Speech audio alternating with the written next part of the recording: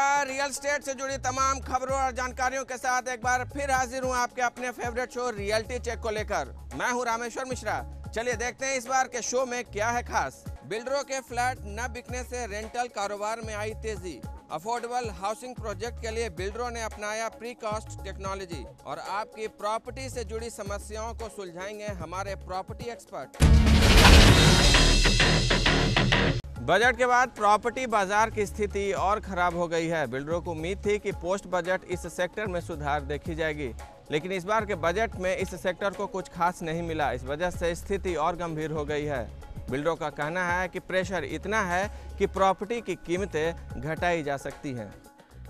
मंदी, मंदी और मंदी। रियल एस्टेट सेक्टर और मंदी ये दोनों ही पर्याय बन चुके हैं। बिल्डरों को उम्मीद थी कि मार्च तक प्रॉपर्टी बाजार की स्थिति में सुधार देखने को मिलेगा, लेकिन बाजार की स्थिति और खराब हो गई। पहले तो ये उम्मीद थी कि बजट में रियल्टी सेक्टर को कुछ खास मिलेगा तो स्थिति में सुधार आ सकता है, लेकिन ऐसा कुछ नहीं हो पाया। मंदी के डर से बिल्डर अभी नए हाउसिंग प्रोजेक्ट लॉन्च करने से कतरा रहे हैं। इस वजह से पिछले 6 महीने से लॉन्चिंग रेट में 50% तक की गिरावट देखी गई है। कई इलाकों में ये आंकड़ा 80% तक पहुंच गया है। प्रॉपर्टी जानकारों का कहना है कि बाजार की ये स्थिति अभी 3-4 महीने तक और रह सकती है। लोग हैं उनको ये कॉन्फिडेंस नहीं है कि जहां मैं बुक कर रहा हूं क्या उसकी डिलीवरी होगी या नहीं होगी।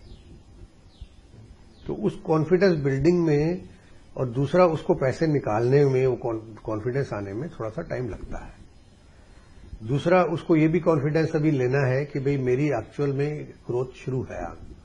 अगर एक परिवार है उसको घर लेना है तो वो ये देखना चाहते हैं कि मेरी नौकरी बरकरार रहेगी आगे और मैं क्या किस्त दे पाऊंगा मकान की। तो वो कॉन्फिडेंस बिल्डिंग के लिए थोड़ा सा टाइम चाहिए। प्रॉपर्टी बाजार की ये स्थिति पिछले 1.5 साल से बनी हुई है। पिछले साल भी देश के सभी बड़े शहरों के प्रॉपर्टी बाजार का यही हाल था। अगर एक शहर कोलकाता को छोड़ दें तो देश के तमाम बड़े शहरों में नए प्रॉपर्टी की सप्लाई में तेजी से गिरावट दर्ज की गई। एक रिपोर्ट के मुताबिक अहमदाबाद में 2013 में 6300 फ्लैट लॉन्च किए गए, जबकि 2014 में महज 4800 घरों की ही सप्लाई देखी गई। वहीं दिल्ली एनसीआर में पिछले साल 26,800 नए फ्लैट लॉन्च किए गए, जबकि 2013 में 38,400 घरों की सप्लाई देखी गई। मुंबई 2013 में 30,800 और 2014 में 25,000 नए फ्लैट लॉन्च किए गए।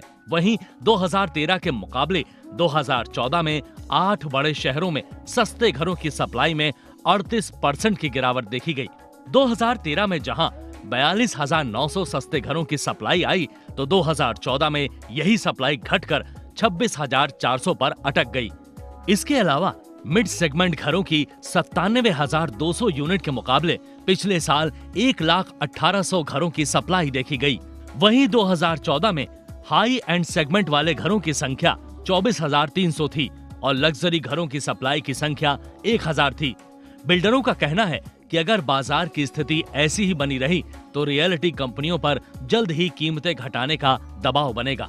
कंपटीशन है क्योंकि पिछले साल जो सेल नहीं हुई है, काम तो रुकता नहीं है, काम आपको करना पड़ता है। अगर 100 में से आपने 10 फ्लैट भी बुक कर लिए, उनकी पोजीशन डेट फिक्स हो गई तो काम तो आपको करना पड़ेगा, चाहे फ्लैट बिके या ना बिके। तो जो लास्ट ईयर जो काफी खराब गया है उसकी वजह से स्टॉक पाइल अप हो गया लोगों का, तो उस स्टॉक को जो है लोगों को खत्म करना जरूरी है अगर उन्हें कंटिन्यू रखना है।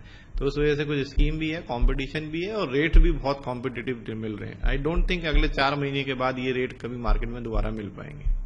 प्रॉपर्टी बाजार में सुधार कैसे हो, ये एक बड़ा सवाल बना हुआ है, क्योंकि बिल्डरों ने अपने हाउसिंग प्रोजेक्ट्स को बचाने के लिए सभी तरह के हथकंडे अपना लिए। प्रॉपर्टी की आसमान छूती कीमतों की वजह से निवेशक अभी घर खरीदने का फैसला टाल रहे हैं।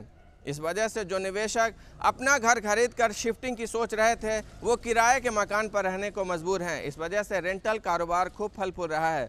एक ताज़ा रिपोर्ट की माने तो पिछले 6 महीने में किराए के मकान की मांग में 40% की बढ़ोतरी देखी गई है। अजय पिछले 1 साल से किराए के मकान पर रहने को मजबूर हैं। इसके पीछे वजह यह है कि अभी मकान की कीमतें बहुत ऊंची हैं। साथ ही होम लोन रेट में भी कोई कटौती के आसार नहीं लग रहे हैं। ऐसे में अजय की पॉकेट मकान खरीदने की इजाजत नहीं दे रही है। अब अजय मकान की कीमतें गिरने का इंतजार कर रहे हैं। अजय जैसे ही ऐसे कई निवेशक हैं जो मकान की कीमतें गिरने का इंतजार कर रहे हैं और फिलहाल ऐसे लोग किराए के मकान पर रहने को मजबूर हैं। वहीं बहुत सारे ऐसे लोग भी हैं जो एक घर होने के बावजूद दूसरा घर खरीदकर उसे किराए पर दे रहे हैं, जिससे उन्हें अच्छी कमाई भी हो रही है और बाजार में सुधार के बाद बेचने पर अच्छा भाव भी मिल जाएगा। वहीं बिल्डरों का कहना है कि रेंटल कारोबार एक मजबूरी है, क्योंकि किसी मकान को रेंट पर देने के बजाय बेचने में ज्यादा फायदा होता है। रेंटल एक मजबूरी है, क्योंकि रेंटल जो कारोबार करते हैं न तो उन्हें वो बेनिफिट मिलता है, क्योंकि हार्डली वो ईएमआई भी उससे पे कर सके, मुझे नहीं लगता है, क्योंकि अब मकान खाली रखना नहीं है, समथिंग इज कमिंग। दूसरा क्या है, जो बायर्स हैं हमेशा चाहते हैं कि हम जो किराए दे रहे हैं उसमें हमारा ईएमआई अगर एकोमोडेट हो जाता तो हम क्यों नहीं अपना ही घर ले लेते। प्रॉपर्टी की कीमतें और होम लोन रेट आम खरीदार के पहुंच के बाहर होने से किराए के मकानों की मांग बढ़ रही है। दिल्ली एनसीआर में किराए के मकान की मांग में पिछले एक साल के दौरान 40% की बढ़ोतरी हुई है। दिल्ली में सबसे ज्यादा किराए के मकानों की मांग लक्ष्मी नगर, मुखर्जी नगर, शक्करपुर, मयूर विहार, सरिता विहार जैसे इलाकों में देखने को मिल रही है। वहीं एनसीआर में नोएडा और गाजियाबाद के प्रमुख इलाकों में किराए के घर की मांग में तेजी देखी जा रही है। किराए के मकान की मांग बढ़ने से रेंटल कीमत में भी तेजी देखी जा रही है। पिछले 6 महीनों के दौरान दिल्ली एनसीआर के कई इलाकों में किराए में 20 से 30% की बढ़ोतरी हुई है। प्रॉपर्टी जानकारों का कहना है कि अभी रेंटल मार्केट रोबस्ट है और जिनके पास अतिरिक्त मकान है वो उनसे अच्छी कमाई कर रहे हैं। रेंटल मार्केट्स अभी रोबस्ट हैं। रेंटल वैल्यूज या तो होल्ड कर रहे हैं या रेंटल वैल्यूज कई जगह पे बढ़े भी हैं। ये समझ के चलिए कि अगर आपने घर खरीदा, आप वहीं पे खरीद सकते हैं जहां आप अफोर्ड कर सकते हैं, बल्कि अगर आप रेंटल पे ले रहे हैं तो आप ऐसी जगह ले सकते हैं जहां सारे कन्वीनियंसेस हो, आप रहने आपकी इच्छा हो कि आप ऐसी जगह रहें। प्रॉपर्टी में इन्वेस्टमेंट सुरक्षित होने की वजह से ये लोगों की पहली पसंद बनती जा रही है। यहाँ तक कि एनसीआर भी भारत में इन्वेस्टमेंट के लिहाज से घर खरीद कर किराए पर दे देते हैं और हर महीने किराए के अलावा एक सुरक्षित जमा राशि के रूप में एक फायदेमंद पूंजी तैयार हो जाती है। कुल मिलाकर आजकल प्रॉपर्टी इन्वेस्टमेंट सबसे हॉट और भरोसेमंद इन्वेस्टमेंट हो गया है, जिसमें आम के आम गुठलियों के दाम जैसा फायदा होता है। रियल एस्टेट कंस्ट्रक्शन क्षेत्र में क्या है प्रीकास्ट टेक्नोलॉजी, लेकिन इसके लिए करना होगा आपको थोड़ा इंतजार, क्योंकि ये होगा ब्रेक के उस पार। आप बने रहिए हमारे साथ।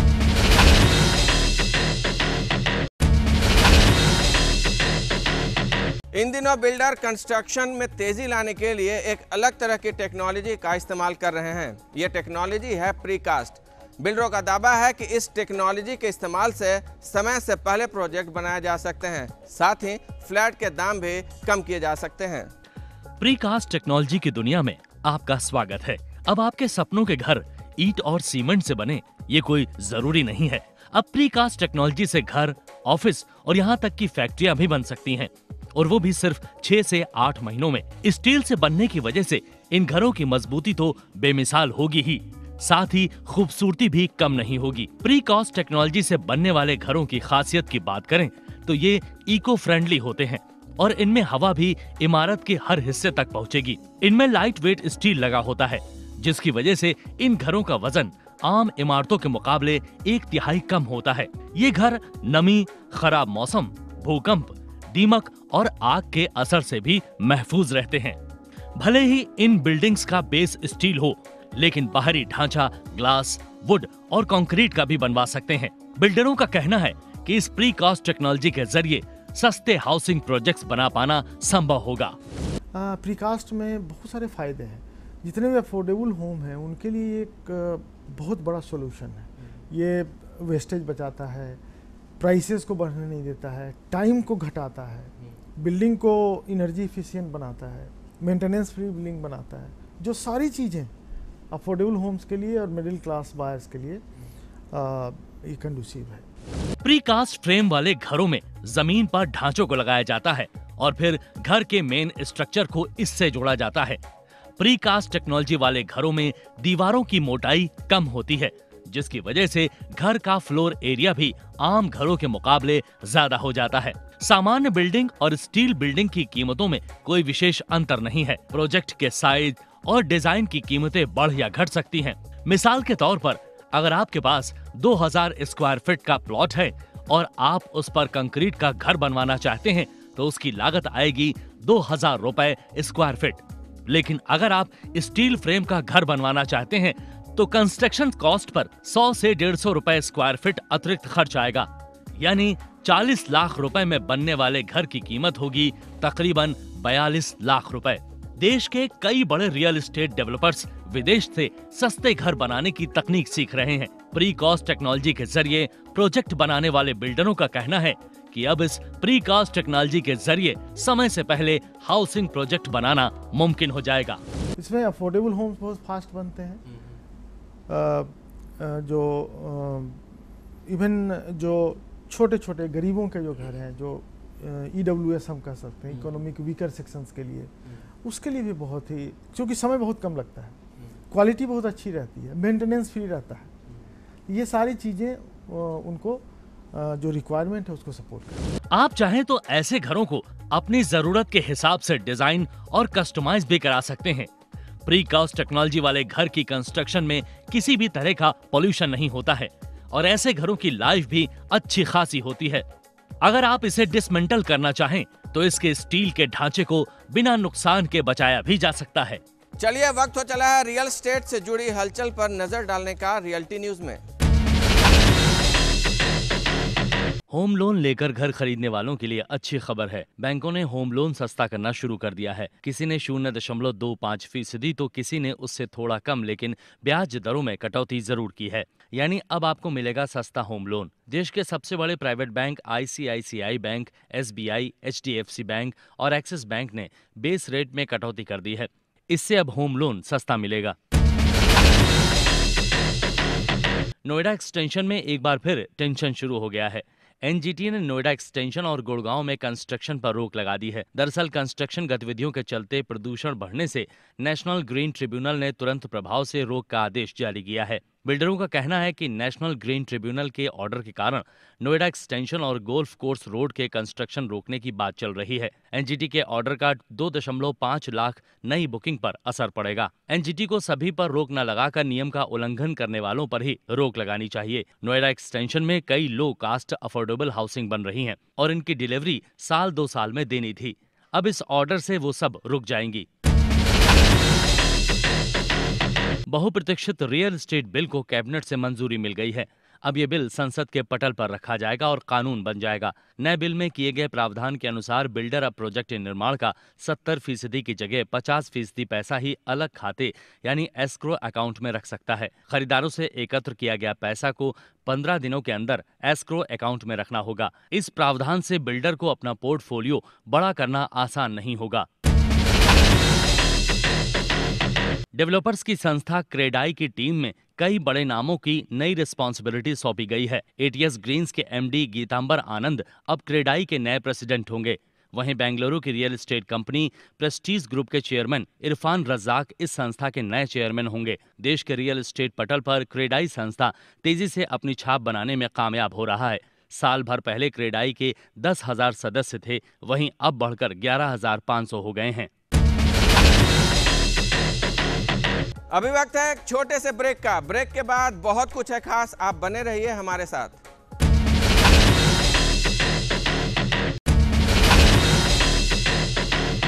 Welcome back. रियल्टी चेक में आपका स्वागत है। चलिए वक्त हो चला है आपके भेजे सवाल और उस पर रियल्टी एक्सपर्ट की राय जानने का।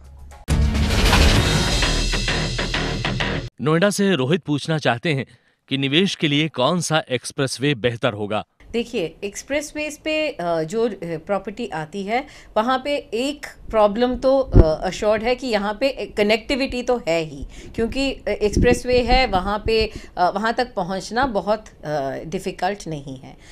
मगर अगर आप देखें, जब एक्सप्रेसवे फार फ्लंग एक्सप्रेसवेज पे जब रेजिडेंशियल डेवलपमेंट शुरू होता है तो वहाँ पे लोअर वैल्यूज़ का फ़ायदा होता है। Dwarka expressway for instance started जब गुड़गांव मार्केट बहुत ही एक्सपेंसिव था तो ये एक लोअर रेट पे लॉन्च किया गया था। ओवर द इयर्स वहाँ पे रेट्स बढ़े हैं, काफ़ी बढ़े हैं, फिर अभी थोड़ा सा करेक्शन भी हुआ है। द्वारका एक्सप्रेसवे अभी भी एक्सप्रेसवे के प्रॉब्लम से ही फंसा हुआ है। वो 7 किलोमीटर का जो स्ट्रेच है, अभी भी वो पूरी क्लैरिटी नहीं है कि वो टेक ऑफ कर गया। इसीलिए द्वारका एक्सप्रेसवे स्लो है, और अगर आप शॉर्ट टर्म इन्वेस्टर हैं, वहाँ पे अभी भी आपको थोड़ा रुक के ही निवेश करना चाहिए। अगर आप यमुना एक्सप्रेसवे देखें, वो early on in its cycle है, अभी लिवेबिलिटी आई नहीं है, वो इवॉल्व होने में थोड़ा और टाइम लगेगा, मगर वहाँ वैल्यूज़ काफ़ी बढ़ चुकी हैं, लेवरेज वैल्यूज़ डेवलपर्स उठा चुके हैं। तो अगर आप जिन लोगों ने बहुत अर्ली इन्वेस्ट किया था, वो उनको फ़ायदा होगा। यमुना एक्सप्रेसवे का फुल पोटेंशियल लगभग 4-5 साल में ही उभर के आएगा, ये हमारा मानना है। मगर this is a good place to go for long term investment. आपका थोड़ा बहुत रेट बढ़ेगा, आप रेगुलर अप्रिसिएशन से भी आपका रेट बढ़ेगा। नोएडा एक्सप्रेसवे एक ऐसी जगह है जहाँ पे अथॉरिटी ने डेवलपर्स को लैंड अलॉट किया, और अलॉट ऐसे किया कि पूरा पैसा एक साथ नहीं देना था, वो एक 7-8 साल के ओवर अमोर्टाइज किया गया है, तो डेवलपर लोअर रेट्स पे प्रॉपर्टीज़ बेच सका। और क्योंकि इतना सारा प्रॉपर्टी आ रहा है, इतना स्टॉक वहाँ पे आ रहा है, नोएडा एक्सप्रेसवे में सब रेंजेस में प्रॉपर्टीज़ हैं, ऑल टाइप्स ऑफ प्रॉपर्टीज़ हैं। तो अगर आपके पास 40 लाख है और आप चाहते हैं कि आप एक मकान खरीदें, आप नोएडा एक्सप्रेसवे में देखिए, आपको वहाँ पे प्रॉपर्टी मिल जाएगी। अगर आप प्रीमियम प्रॉपर्टी चाहते हैं, वो भी आपको वहाँ मिल जाएगी। और वहाँ पे स्कूल्स हैं, वहाँ पे शॉपिंग मॉल्स और कमर्शियल कॉम्प्लेक्सेस का प्रोविज़न है, तो कनेक्टिविटी है, ड्राइवर्स हैं, और बहुत सारा स्टॉक है। तो नोएडा में जो लेटेंट डिमांड था, वो डिमांड यहाँ पे मीट हो रहा है। अगर आप नोएडा में अभी खरीदेंगे, बहुत ज़्यादा अप्रिसिएशन के लिए मत खरीदिए, मगर आपको स्टेडी रेंटल रिटर्न्स मिलेगा जब तक अप्रिसिएशन नहीं आता। शेखर फरीदाबाद से पूछ रहे हैं कि नोएडा एक्सटेंशन में घर और इन्वेस्टमेंट के लिए कौन सा एरिया बेहतर है। नोएडा एक्सटेंशन एक्चुअली एक एंड यूजर मार्केट है। वहाँ जितने लोगों ने खरीदा है, वेरी लार्ज परसेंटेज 85-90% ऐसे लोग हैं जो खुद रहना भी चाहते हैं, और वो एक कन्वीनियंटली लोकेटेड एरिया है ग्रेटर नोएडा का, इसीलिए वहाँ पे इतना इंटरेस्ट भी है। अगर आप निवेश के लिए खरीद रहे हैं, रिमेंबर वहाँ नोएडा एक्सटेंशन में कई पॉलिसी इनिशिएटिव्स की वजह से, पॉलिसी जो चेंज हुआ था उसकी वजह से वहाँ पे काफ़ी स्लो डाउन भी हुआ है, कई 2-3 बार हुआ है। अभी भी एनजीटी का मार्जिनली वो एरिया है। तो अगर आप इन्वेस्टमेंट के लिए देख रहे हैं, you should always look at those areas जहाँ पे कोई पॉलिसी का पंगा नहीं है। Noida extension is a good buy for those who have a smaller budget. अगर आपका बजट छोटा है, आप खरीदना चाहते हैं, वहाँ पे डेवलपर्स ने अच्छे प्रोजेक्ट्स लॉन्च किए हैं, तो एंड यूज़र्स वहाँ खरीदें, क्योंकि वो आपके बजट में फिट आएगा और एक्सेस भी अच्छा है। अगर आप निवेश के लिए देख रहे हैं, बहुत सारा स्टॉक नोएडा में आ चुका है, नोएडा में और स्टॉक आ रहा है, तो आपको रेंटल रिटर्न्स भी लिमिटेड ही मिलेगा। मुरादाबाद से रमेश ने पूछा है कि इस समय अंडर कंस्ट्रक्शन या रेडीमेड घर खरीदना फायदेमंद होगा। बना बनाया घर इसलिए आपके लिए फ़ायदेमंद रहेगा क्योंकि वहाँ पे रिस्क बहुत कम है। आपको इनिशियली ज़्यादा पैसा देना पड़ेगा। अगर आप बहुत अर्ली इन द साइकिल खरीदेंगे तो आपको थोड़ा पैसा जमा करना पड़ता है, यहाँ पे ज़्यादा देना है, मगर आपका रिस्क बहुत कम है। लगभग मकान बन चुका है या 1 ईयर फ्रॉम पोजेशन भी खरीद सकते हैं। वहाँ पे रिस्क कम है क्योंकि ढांचा तो बन गया है, फिनिशिंग में थोड़ा बहुत डिले, 2-4 महीने का डिले भी हो जाए, वो आप वेदर कर सकते हैं। मगर अगर आप early on in the cycle खरीदेंगे, जैसे पिछले 2-3 साल में हुआ है, काफ़ी ज़्यादा डिले हुआ है, और कंज्यूमर के पास आपको याद रखना चाहिए आज रेगुलेटरी अथॉरिटी है नहीं और रिकोर्स बहुत डिफ़िकल्ट है। अगर डेवलपर ने कहा मैं आपको पेनल्टी पे करूँगा, वो पेनल्टी ना के बराबर है, बहुत छोटा है, मगर अगर आपने डिफ़ॉल्ट किया आपका पेनल्टी काफ़ी बड़ा है। सो आई वुड से बना बनाया अभी बहुत स्टॉक मार्केट में है, जाइए मार्केट में निगोशिएट कीजिए। डेवलपर्स निगोशिएट कर रहे हैं, सेलर्स निगोशिएट कर रहे हैं और ब्रोकर्स निगोशिएट कर रहे हैं। जाइए मार्केट में और रेडी बिल्ट स्टॉक में निगोशिएट कीजिए, आपको अच्छे अच्छे डील्स मिल सकते हैं। चलिए, वक्त हो चला है आपसे विदा लेने का। उम्मीद करते हैं कि रियलिटी चेक का ये एपिसोड आपको पसंद आया होगा। आप हमें इस प्रोग्राम को और बेहतर बनाने के लिए सुझाव लिखना न भूलें। एक बात और, अगर आप बिल्डर के रवैये से परेशान हैं या फिर रियल एस्टेट से जुड़ी कोई भी समस्या हो तो हमें लिखना ना भूलें। हमारा एड्रेस है rcup@etv.co.in। आप हमारे साथ फेसबुक पर भी जुड़ सकते हैं। तो चलिए दीजिए रियल्टी चेक की टीम को इजाजत। अगले हफ्ते हम फिर मिलेंगे कुछ नई जानकारियों के साथ। तब तक के लिए नमस्कार।